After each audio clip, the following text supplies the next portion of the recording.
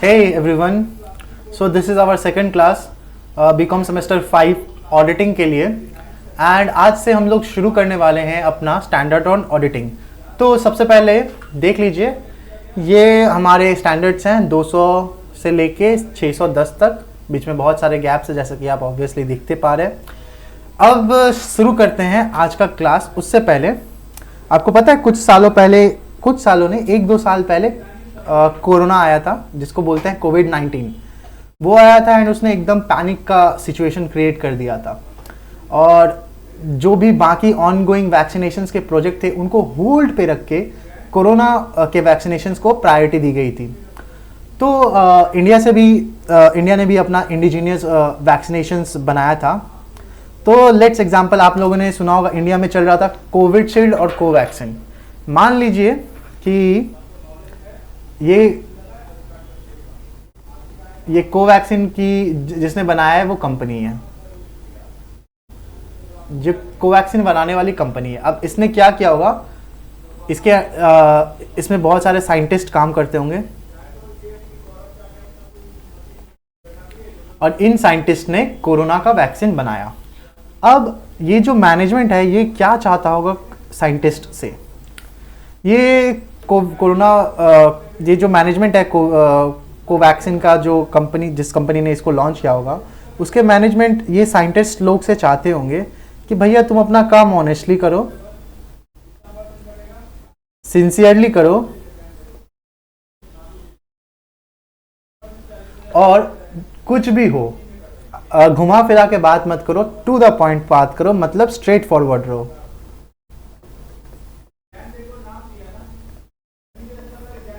और क्या क्या चाहता होगा, और एक चीज चाहता होगा कि भैया तुम्हारा ऑब्जेक्टिव जो है वो इम्पार्शियल होना चाहिए। इसका मतलब क्या हुआ कि जो इम्पार्शियल तुम काम करो। इसका मतलब क्या हुआ कि भले ही दूसरे लोग भी काम कर रहे हैं बट तुम उन पे छोड़ मत दो कि वो काम कर दे तुम्हारा, तुम अपना काम खुद से करो, इम्पार्शियली काम करो और जो काम कर रहे हो उस पर तुम इम्पार्शियली अपना ओपिनियन दो। क्या होता है ना, साइंटिस्ट में भी वो लेवल्स होता है कि कोई काम करेगा एंड कोई उसको रिव्यू करेगा। तो जो काम करेगा वो इम्पार्शियली काम करे और जो रिव्यू देगा वो इम्पार्शियली अपना रिव्यू दे। उसके बाद साइंटिस्ट ने बहुत मेहनत की और उन्होंने एक वैक्सीन बना लिया। अब उन्होंने वैक्सीन तो बना लिया, अब इसको एक और खतरा था। अब मान लीजिए नॉर्मल सिचुएशंस पे उस टाइम तो फॉर्मूलाज जो वैक्सीनेशंस के हैं उनको पब्लिकली इशू कर दिया गया था ताकि कोई भी बना सके। बट मान लीजिए अगर वैसा नहीं रहता तो क्या होता, ये मैनेजमेंट चाहता है ये साइंटिस्ट लोगों से कि ये लोग जो कॉन्फिडेंशियल फॉर्मूलाज हैं इस वैक्सीनेशन को बनाने के लिए, जो कॉन्फिडेंशियल फॉर्मूलाज हैं वो किसी से शेयर ना करें। क्यों? क्योंकि अगर वो किसी से शेयर कर देंगे तो ये कंपनी का जो है ना, ये कंपनी के लिए सबसे बड़ा लॉस होगा।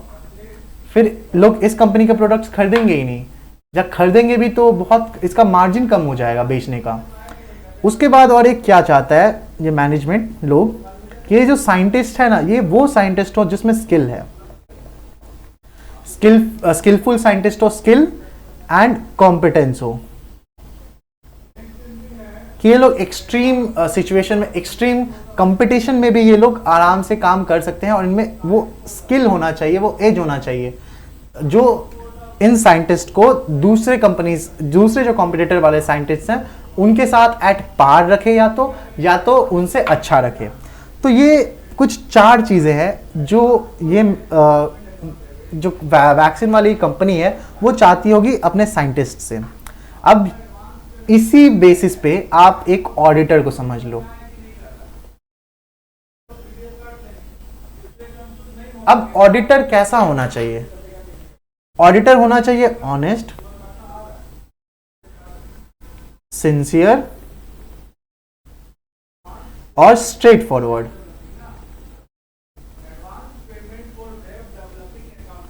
ये 3 चीजों को अगर हमने एक साथ लिख दिया ना तो इसको बोला जाता है इंटीग्रिटी। इसको क्या बोला जाता है? इसको इंटीग्रिटी बोला जाता है कि auditor shall have his integrity, कि ऑडिटर में इंटीग्रिटी होना चाहिए। कैसे आएगा? ऑनेस्ट होना चाहिए, वो सिंसियर होना चाहिए और वो स्ट्रेट फॉरवर्ड होना चाहिए। उसके बाद हमने जो बोला ये इम्पार्शियल ओपिनियन, अगर इसको हम लोग देखें तो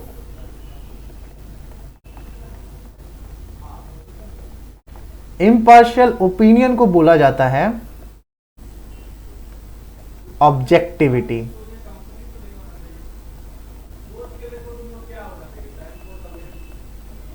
कि ऑडिटर का ऑब्जेक्टिव क्या होना चाहिए, कि वो जो मैनेजमेंट्स ने स्टेटमेंट्स जो बनाए हैं, फाइनेंशियल स्टेटमेंट्स अपने, उस पे ऑडिटर का इम्पार्शियल ओपिनियन होना चाहिए। क्योंकि ऑडिटर क्या करता है? ऑडिटर ओपिनियन देता है in the form of audit report. तो जैसे यहाँ पे जो एक सीनियर साइंटिस्ट था वो जूनियर साइंटिस्ट के कामों को रिव्यू करके उस पर ओपिनियन दे रहा था, वैसे ही यहाँ पे जो ऑडिटर है वो अपने जो मैनेजमेंट्स ने फाइनेंशियल स्टेटमेंट्स बनाई है उनको रिव्यू करके उन पे अपना ओपिनियन देगा, उसको बोलते हैं ऑब्जेक्टिविटी। उसके बाद कॉन्फिडेंशियलिटी जो है, कॉन्फिडेंशियल,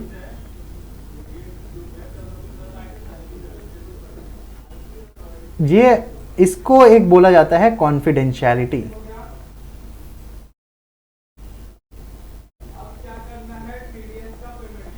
यहां पे क्या था कि ये इन लोगों ने जो फॉर्मूला बनाया है वैक्सीन का वो कहीं लीक ना हो जाए, तो मैनेजमेंट चाहता था कि ये जो साइंटिस्ट हैं ये वो फॉर्मूलाज किसी को लीक ना कर दें। ऐसे हमारे साइंटिस्ट होने चाहिए जो हमारे कॉन्फिडेंशियलिटी को मेंटेन करके रखे। वैसे ही ऑडिटर का भी एक आपका रिस्पॉन्सिबिलिटी है कि उसने जो ऑडिट के दौरान अपने क्लाइंट का जब वो ऑडिट कर रहा था उसको बहुत सारे इंफॉर्मेशंस मिले होंगे, बहुत ही डिटेल में उसको पता होगा उसके क्लाइंट के बिजनेस के बारे में, ऑपरेशंस के बारे में। तो ऑडिटर ये किसी को शेयर नहीं कर सकता है, ऑडिटर ये किसी को शेयर नहीं कर सकता without the prior approval of the management. जब तक मैनेजमेंट ऑडिटर को ये ना बोले कि हाँ आप शेयर कर सकते हो, तब तक वो शेयर नहीं कर सकता। अब वापस से इस केस में आते हैं। मान लीजिए इन्होंने शेयर नहीं किया लेकिन गवर्नमेंट ने इंटरफेयर किया और गवर्नमेंट ने बोला कि ये एक पैंडेमिक है, ये एक पैंडेमिक है एंड आपको ये इंफॉर्मेशन शेयर करनी होगी, तब ये जो कंपनी है इसको ये इंफॉर्मेशन शेयर करनी पड़ेंगी। वैसे ही जब यहाँ पे गवर्नमेंट ने बोला, लीगैलिटी ने लेजिस्लेचर ने बोला या गवर्नमेंट ने बोला कि आप अपना जो इंफॉर्मेशन है वो हमारे साथ शेयर करो, या इंस्टीट्यूट ने मांगा, institute of chartered accountant of India ने मांगा कि भैया हमें इसका इंफॉर्मेशन चाहिए, तब auditor without the prior approval of management इसको शेयर कर सकता है। अब ये हो गया कॉन्फिडेंशियलिटी। उसके बाद आता है स्किल एंड कॉम्पिटेंस।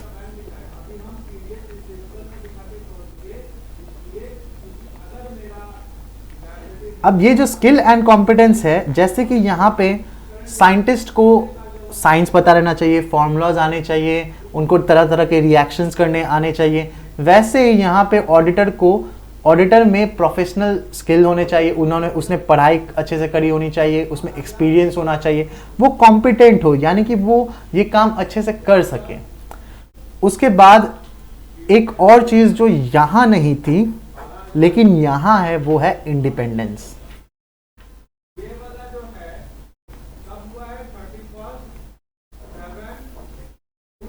वो यहाँ पे क्यों नहीं है? क्योंकि साइंटिस्ट उसके एम्प्लॉय थे, लेकिन ऑडिटर एम्प्लॉय नहीं होता है। Auditor is not an employ. एक सेकेंड, इसको मैं डिलीट कर लेता हूं।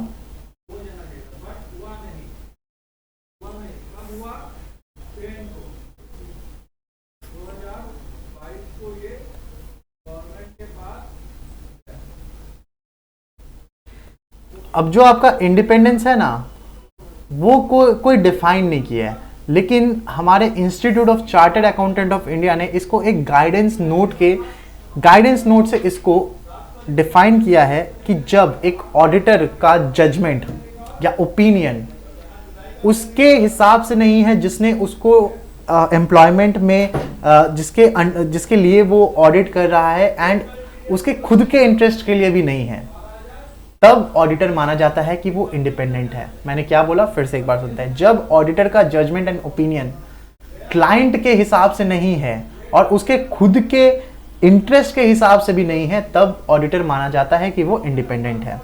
तो यहाँ पे क्यों नहीं था इंडिपेंडेंट? क्योंकि यहाँ पे जो साइंटिस्ट थे ये थे employ, and auditor is not an employ. तो ये जितने भी ये पॉइंट्स है ना, integrity, objectivity, confidentiality, skill and competence and independence, ये पांचों मिलके एथिकल रिक्वायरमेंट बनते हैं। ये पांचों मिलके क्या बनते हैं? Ethical requirement. और एथिकल रिक्वायरमेंट क्या है, एक सेकेंड, और ये पांचों मिलके क्या बनते हैं? Ethical requirement. और एथिकल रिक्वायरमेंट है one of the general principles and responsibilities of auditor. अब आप मानिए आपको एक क्लाइंट मिला, XYZ क्लाइंट मिला, अब क्या जाते ही आप उसका ऑडिट करना शुरू कर दोगे? नहीं, आपको पहले खुद की रिस्पॉन्सिबिलिटीज पता रहनी चाहिए, खुद का रिस्पॉन्सिबिलिटीज एंड आप पे जो प्रिंसिपल्स एप्लीकेबल हैं, आपको किस प्रिंसिपल पे चलना है वो आपको पता रहना चाहिए। तो ये इंटीग्रिटी आप जब रहोगे, इंटीग्रिटी रखोगे, ऑब्जेक्टिविटी होगा आपके में, कॉन्फिडेंशियलिटी मेंटेन करोगे, इंडिपेंडेंट रहोगे, स्किल एंड कॉम्पिटेंस होगा आप में, तो one of the general principles and responsibilities जो एक ऑडिटर को में रहनी चाहिए वो आप सेटिस्फाई करोगे, जो कि है एथिकल रिक्वायरमेंट। अब आते हैं दूसरे पे, दूसरे स्लाइड पे आते हैं, एक सेकेंड।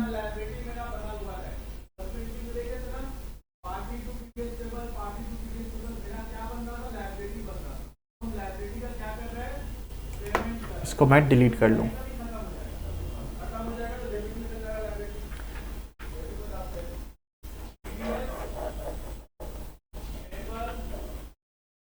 दूसरा जो है वो है आपका प्रोफेशनल स्केप्टिसिज्म। फिर से इसको भी एक एग्जांपल्स के हिसाब से ही समझेंगे। Just give me a few seconds.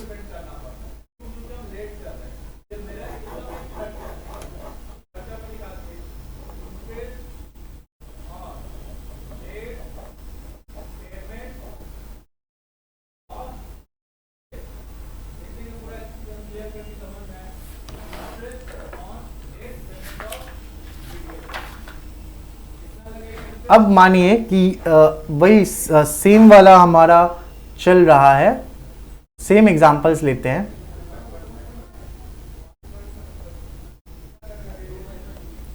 कि कोवैक्सीन बना लिया, कोवैक्सीन बना लिया है और इसकी जो कंपनी है ये गई अप्रूवल के लिए। अब इंडिया में इंडिया में मान लीजिए कौन करता है इसको, वैक्सीन्स को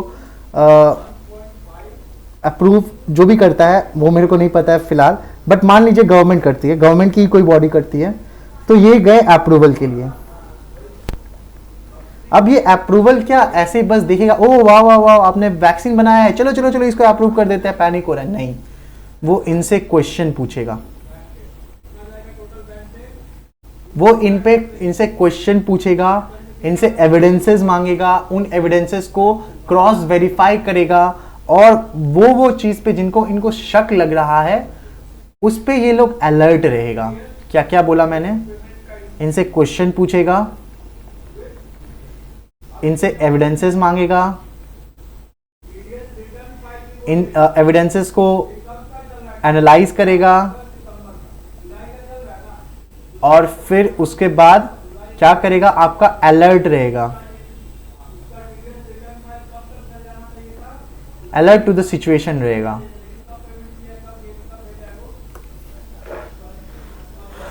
वैसे ही ये जो क्वेश्चन है ना, ये क्वेश्चनेबल माइंड को ही बोलते हैं, क्वेश्चनेबल माइंड को ही बोलते हैं स्केप्टिसिज्म। क्वेश्चनेबल माइंड को क्या बोलते हैं? स्केप्टिसिज्म। अब ऑडिटर इसको, अब ये जो हम लोगों ने देखा इसको अब ऑडिटर पॉइंट ऑफ व्यू से देखते हैं। ये आपका हुआ ऑडिटर, ये आपका हुआ मैनेजमेंट। मैनेजमेंट ने ऑडिटर को डाटा दिया, डाटा इंफॉर्मेशन दिया। अब ऑडिटर क्या करेगा? ऑडिटर वो डाटा को लेके ही क्या ऑडिट रिपोर्ट दे देगा? नहीं, ऑडिटर क्वेश्चन पूछेगा। ऑडिटर क्वेश्चन पूछेगा, ऑडिटर एविडेंसेस सीख करेगा, फिर एविडेंसेस को ऑडिटर एनालाइज करेगा,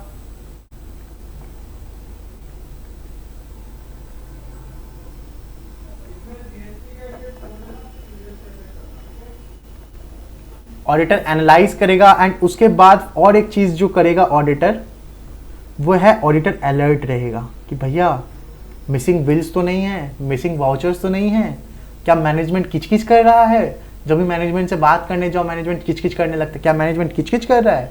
अगर ऐसा है तो फिर ऑडिटर का जो है स्केप्टिसिज्म और बढ़ जाएगा। और स्केप्टिसिज्म क्या है? Having an attitude of questionable mind. Auditor का क्या करेगा ऑडिट? फिर और क्वेश्चंस करना शुरू कर देगा और डीप में जाना शुरू कर देगा। तो ये है हमारा second general principles and responsibilities जो कि ऑडिटर को फॉलो करनी है। क्या है वो? Professional scepticism. वो है आपका प्रोफेशनल स्केप्टिसिज्म। ये सबको हम लोग इसका सारा का मैंने पीडीएफ बना के रखा है, वो आपको मिल जाएगा, बट अभी हम लोग बस समझ रहे हैं। ठीक है, आइए इसको भी इरेज करते हैं।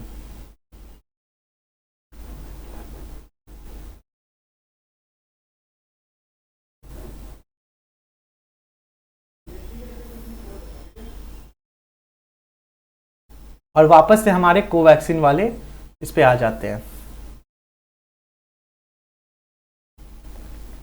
अब ये जो कोवैक्सीन है इसको बनाया होगा किसने? साइंटिस्ट ने। अब कौन से साइंटिस्ट अब साइंटिस्ट बनने के लिए क्या करना पड़ता है? साइंटिस्ट बनने के लिए साइंस लेना पड़ता है, पीएचडी करना पड़ता है, और वो एक स्पेसिफिक जैसे आप अगर मेडिसिन का कर रहे हैं तो आपको उसमें स्पेशलाइजेशन करना पड़ता है, पीएचडी एंड बहुत सारा पढ़ना पड़ता है। तो मतलब ये है कि इनको प्रोफेशनल नॉलेज बहुत चाहिए, प्रोफेशनल नॉलेज चाहिए। अब मान लीजिए प्रोफेशनल नॉलेज तो आ गया, लेकिन जो एक्सपीरियंस के साथ जो सीखेंगे वो एक फ्रेशली न्यूली साइंटिस्ट में नहीं होगा। तो फिर दूसरा चीज जो चाहिए वो है आपका एक्सपीरियंस। तीसरा जो चाहिए वो है स्किल्स। स्किल्स कैसे आएगा? एक्सपीरियंस एंड प्रोफेशनल नॉलेज से। अब जब ये तीनों चीजों को आप मर्ज कर देंगे ना, तो आता है इससे साइंटिस्ट को क्या होता है? हेल्प जजमेंट लेने में। इससे साइंटिस्ट को जजमेंट लेने में हेल्प आता है। अब उसी तरह यहां पे अब और ऑडिटर को रख दीजिए आप।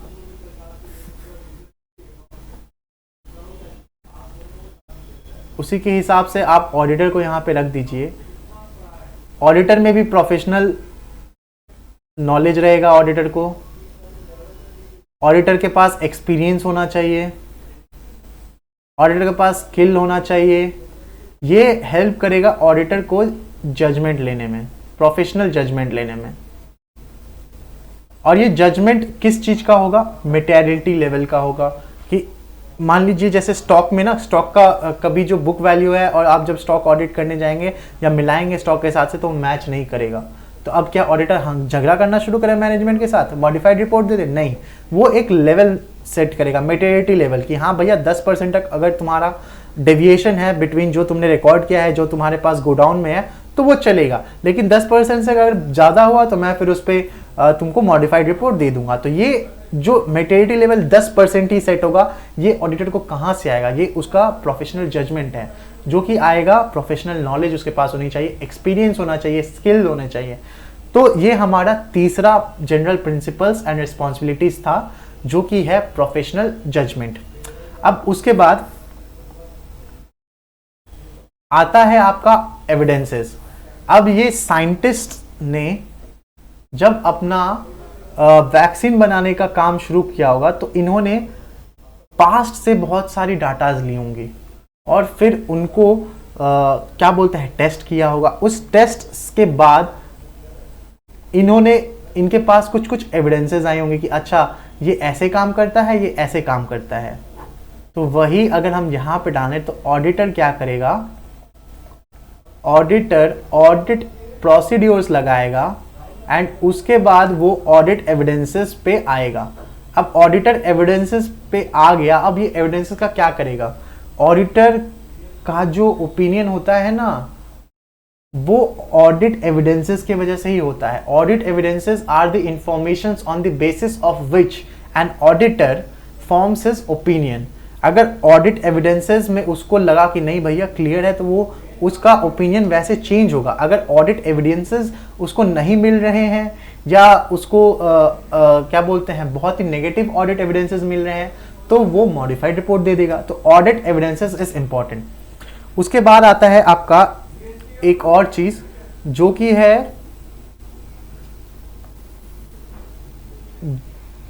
है आपका conduct of audit in accordance with standard on auditing. अच्छा ये ऑडिट एविडेंसेस जो था ये हमारा 4th general principles and responsibilities था ऑडिट ऑफ, जो कि एक ऑडिटर को मानना चाहिए, वो था ऑडिट एविडेंसेस। उसके बाद आता है आपका last general principle conduct of audit in accordance with standard on auditing. अब ये साइंटिस्ट ने भी जब ये वैक्सीन बनाया होगा ना, साइंटिस्ट ने भी जब ये वैक्सीन बनाया होगा उन्होंने कुछ सेट्स ऑफ रूल्स जो है उनको फॉलो की होगी, जो साइंस के जो बेसिक फंडामेंटल्स हैं उनको यूज करके किया होगा, लेकिन सारा नहीं, जितना जरूरी है उतना ही किया होगा। तो वही ऑडिटर के पे भी है कि ऑडिटर को देखना है कि जितना भी एसेज जो रिलेवेंट है और इफेक्टिव है वो आपका फॉलो हुआ है कि नहीं हुआ है। अगर पूरा ऐसे फॉलो नहीं है तो जितना पार्ट का ऐसे फॉलो है वो पार्ट का ऐसे फॉलो नहीं हुआ है। ऐसे में जो ऑब्जेक्टिव थे, जैसे यहां पे क्या था, साइंटिस्ट ने जब वैक्सीन बना रहे थे उनका ऑब्जेक्टिव क्या था कि वैक्सीन जो है वो 50% से ज्यादा काम करे, 50% से ज्यादा इफेक्टिव हो। वैसे ही हर एक स्टैंडर्ड का कोई एक ऑब्जेक्टिव होता है, तो वो ऑब्जेक्टिव पूरा हुआ है कि नहीं हुआ है। अगर ऑब्जेक्टिव पूरा नहीं हुआ है तो फिर मॉडिफाइड रिपोर्ट दे देगा। अगर ऑब्जेक्टिव पूरा नहीं हुआ है तो ऑडिटर मॉडिफाइड रिपोर्ट दे देगा। और वहीं अगर जैसे यहाँ पे साइंटिस्ट का मान लीजिए 50% काम नहीं किया तो साइंटिस्ट क्या करेंगे, जो वैक्सीन बनाया उनको अप्रूवल के लिए भेज देंगे, नहीं, वो उस प्रोसेस पे काम करना बंद कर देंगे, दूसरा कुछ प्रोसेस स्टार्ट करेंगे। बट यहाँ पे ऑब्जेक्टिव अगर क्लियर नहीं हुआ तो ऑडिटर क्या करेगा, मॉडिफाइड रिपोर्ट दे देगा। और ये था हमारा आखिरी जनरल प्रिंसिपल एंड रिस्पॉन्सिबिलिटीज जो एक ऑडिटर को मानना चाहिए। तो हमने सीखा 5 जनरल प्रिंसिपल्स एंड रिस्पॉन्सिबिलिटीज जो कि ऑडिटर को पता रहना चाहिए। पहला वाला क्या था कि एथिकल रिक्वायरमेंट होना चाहिए ऑडिटर में, कि वो ऑनेस्टली काम करे, सिंसियरली काम करे, इम्पार्शियल ओपिनियन दे, कॉन्फिडेंशियलिटी रखे, साइंटिस्ट का हमने जो देखा था। दूसरा वाला क्या था, प्रोफेशनल स्केप्टिसिज्म, कि जब इन्होंने वैक्सीन तो बना लिया, अब ये अप्रूवल के पास गए तो अप्रूवल वाला क्या करेगा, इनसे क्वेश्चन पूछेगा, एविडेंसेस मांगेगा, एविडेंसेस को एनालाइज करेगा और फिर अगर उनको कुछ ऐसा प्रोबेबल मतलब मिस्टेक मिला तो वो अटेंटिव रहेंगे और उस पर फिर डीप एनालिसिस करेंगे। तो वैसे ही ऑडिटर क्या करेगा, ऑडिटर क्वेश्चन पूछेगा जो मैनेजमेंट से उसको डाटा मिला, उसके बाद और एविडेंसेस कलेक्ट करेगा, एविडेंसेस को क्रॉस वेरीफाई करेगा और वो अटेंटिव रहेगा to the situations that leads to probable fraud, जैसे कि मिसिंग वेल्स, मैनेजमेंट से बात करने जो मैनेजमेंट खिंच कर रहा है, मिसिंग वाउचर्स, तो ये सब है। उसके बाद ये हो गया हमारा प्रोफेशनल स्केप्टिसिज्म। उसके बाद आता है हमारा प्रोफेशनल जजमेंट। अब ये साइंटिस्ट लोगों ने ना, जैसे हम लोगों ने पढ़ा, इनके पास प्रोफेशनल नॉलेज होनी चाहिए, एक्सपीरियंस होनी चाहिए, स्किल होनी चाहिए जो इनको जजमेंट लेने में हेल्प करेंगे। वैसे ही ऑडिटर के पास भी प्रोफेशनल नॉलेज होना चाहिए, एक्सपीरियंस भी होना चाहिए, स्किल भी होना चाहिए। इससे क्या होगा, ऑडिटर को जजमेंट लेने में ईजी होगा। जजमेंट किस चीज़ का, मेटेरिटी लेवल का, वही स्टॉक वाला जो हमने देखा था, और नेचर, टाइमिंग, एक्सटेंट की ऑडिट को कब करना है, कैसे करना है और किस तरह से करना है, उसमें भी ऑडिटर को ये मदद करेंगे, प्रोफेशनल जजमेंट वाला।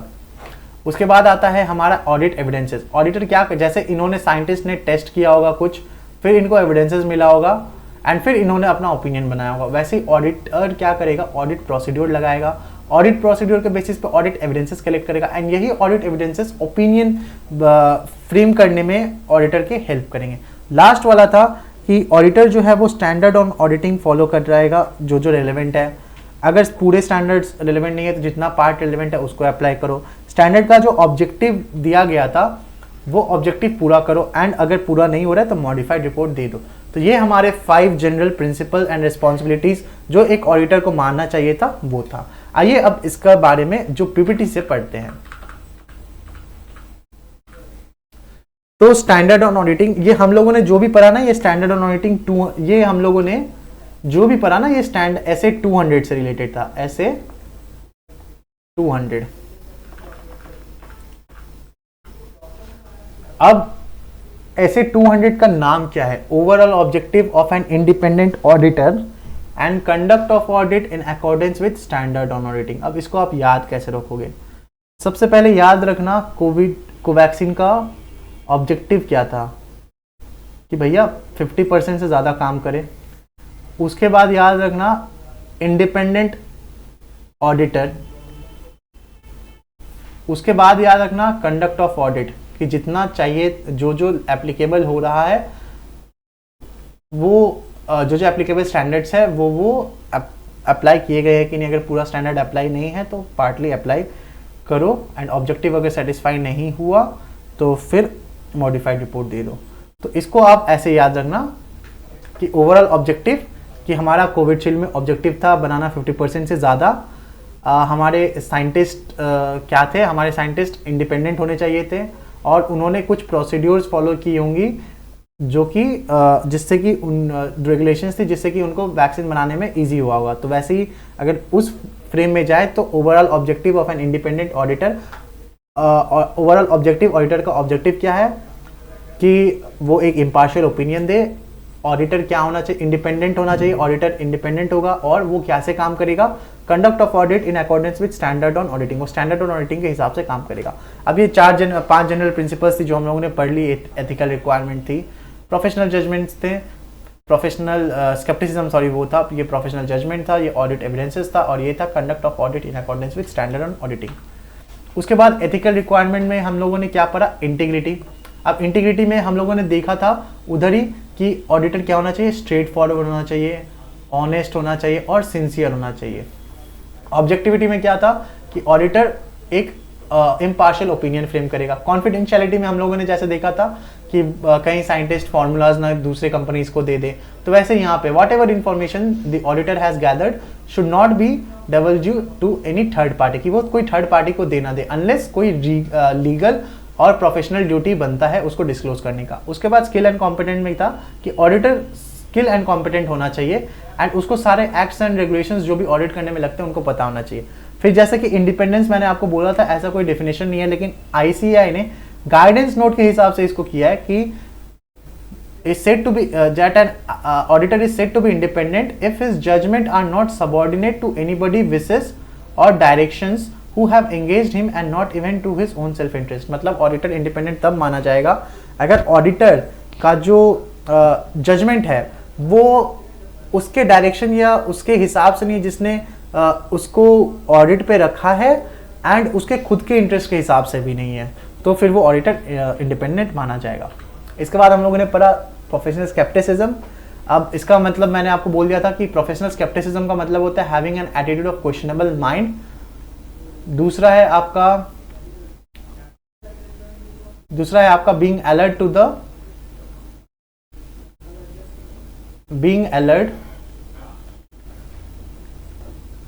To the situations that indicate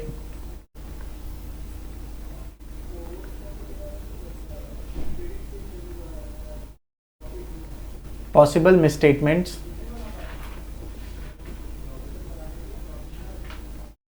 और तीसरा था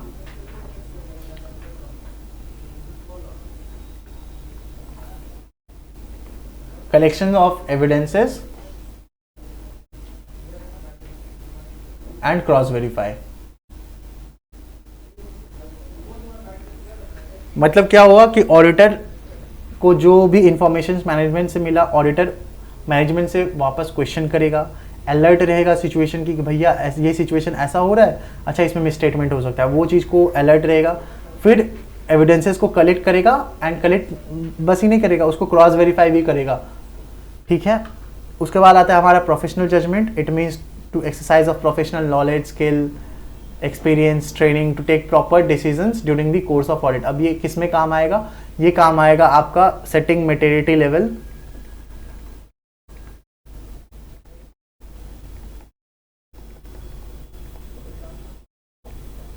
सेटिंग मैच्योरिटी लेवल।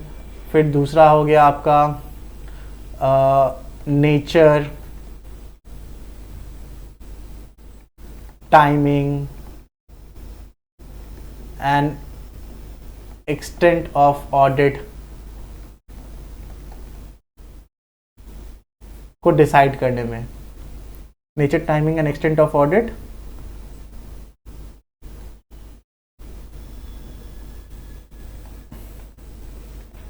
कब करना है, तो इसमें हमारा प्रोफेशनल जजमेंट काम आएगा।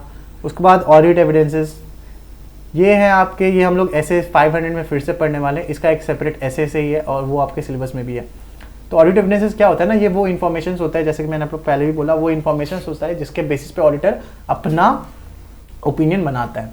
उसके बाद conduct of audit in accordance with standard on auditing.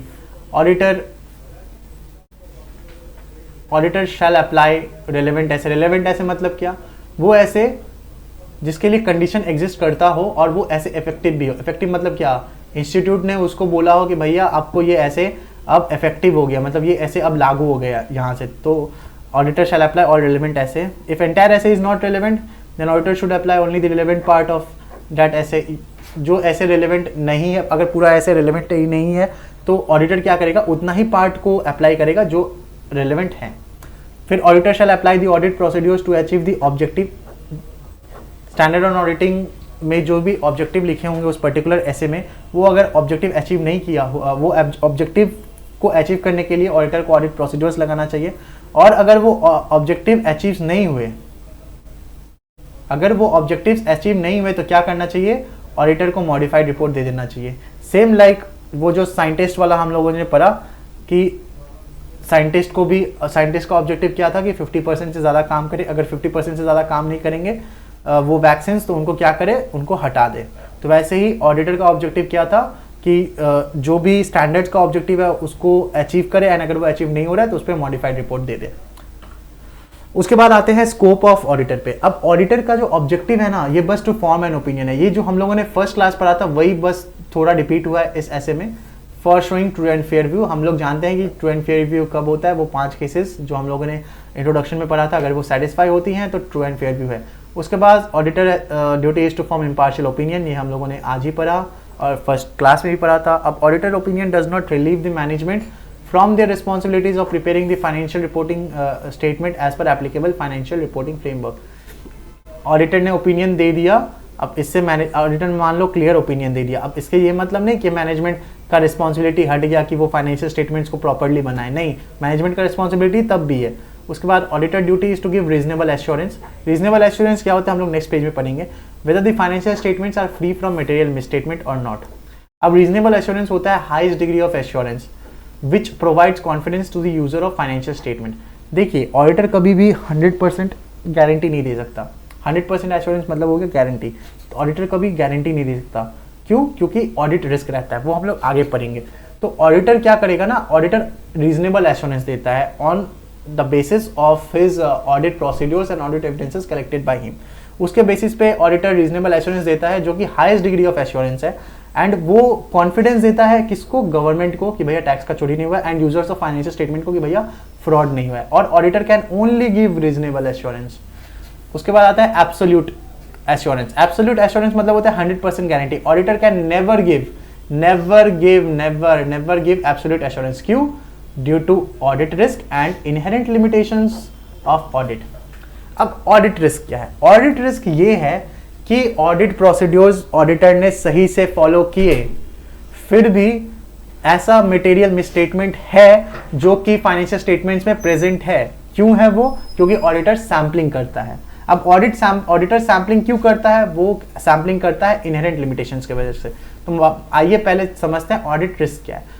It means risk that there may remain some undetected material misstatement in financial statement even though audit was properly planned and performed। Auditor ने audit शानदार किया, सारे जो भी assess applicable थे उनको properly apply किया, plan सही से था, लेकिन फिर भी हो सकता है कि फाइनेंशियल स्टेटमेंट में कुछ मिसस्टेटमेंट्स हो।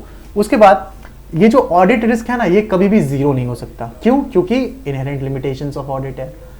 लेकिन इसको लोअर लेवल पे लाया जा सकता है। अब लोअर लेवल पे कैसे लाया जा सकता है? लोअर लेवल पे लाया जा सकता है ऑडिट प्रोसीड्योर्स के द्वारा। अच्छे से ऑडिट प्रोसीड्योर्स को आप करो, जो जो एप्लीकेबल स्टैंडर्ड्स हैं उनको सही से अप्लाई करो, तो आपका इसको क्या बोलते हैं, audit risk can be bought down to an accepted low level, कि इतना आ सकते हैं कि हाँ भाई इतना चलेगा। उसके बाद इनहेरेंट लिमिटेशंस ऑफ ऑडिट। अब ये इनहेरेंट लिमिटेशंस ऑफ ऑडिट क्यों है?